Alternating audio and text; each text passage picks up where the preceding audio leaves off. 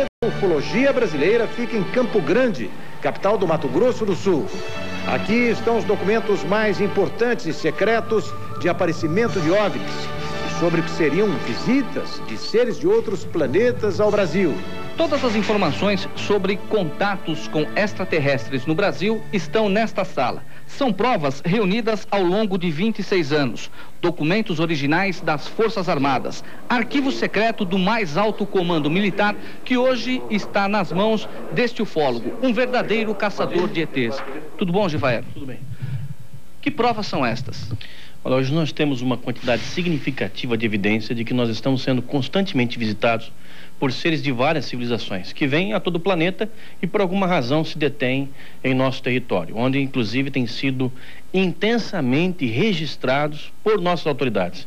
E entre as evidências que nós temos e podemos apresentar, estão aquelas de que o governo brasileiro sabe e sabe muito bem sobre a existência de discos voadores e ainda assim insiste em não reconhecer tal existência para a população.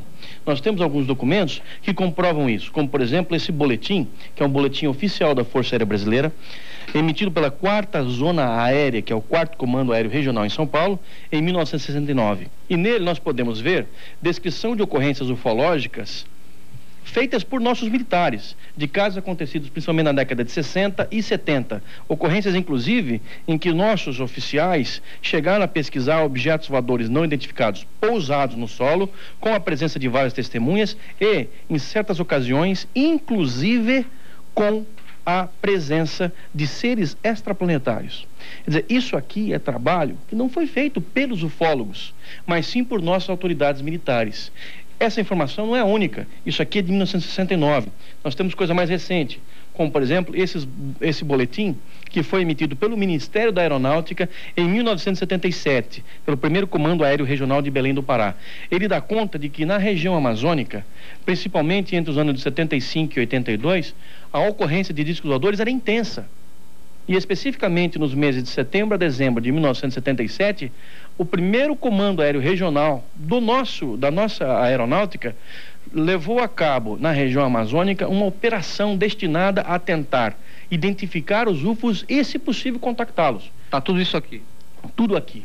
Tudo está documentado, é inequívoco. Então, quando as nossas autoridades falam que isso é assunto não é sério ou que discos voadores não existem, nós temos documentos emitidos pelas próprias autoridades em que se confirma, através de mapas, de desenhos, de ocorrências ufológicas, inclusive com detalhes do tipo gases que são utilizados para a propulsão do mesmo, formato dos objetos voadores, tipo de movimento que esses objetos voadores desempenhavam e às vezes até com a participação de tripulantes. Esses documentos são datados da década de 70. Recente tem alguma coisa? Sim, nós temos esse exemplo aqui, que é uma diretriz específica do mês de abril de 1989, também emitida pelo Ministério da Aeronáutica, em que se estabelece como finalidade da diretriz dessa documentação o procedimento que deve ser adotado pelos órgãos de controle e defesa do espaço aéreo brasileiro quando forem relatados casos de avistamento de objetos voadores não identificados.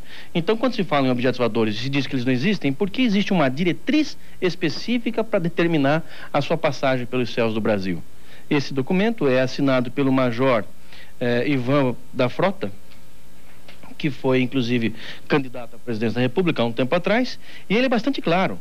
Ele dá instruções para os nossos militares de como eles devem agir quando detectarem, quando registrarem seus radares, objetos voadores não identificados, em última instância, discos voadores. Pequenos agricultores testemunham pouso e decolagem de discos voadores no interior do Mato Grosso do Sul. Imaginação ou o local foi mesmo escolhido pelos extraterrestres como aeroporto para as espaçonaves? Esta é a cidade de Boa Sorte, a 300 quilômetros de Campo Grande. Aqui vivem descendentes de escravos que vira e mexe observam discos voadores na região. A gente percebe que o lugar é bem precário mesmo. Casinhas de pau a pique, pessoas humildes e com histórias impressionantes. Segundo os moradores desse lugar, é exatamente nessa região que aparecem com frequência os discos voadores. Dá licença?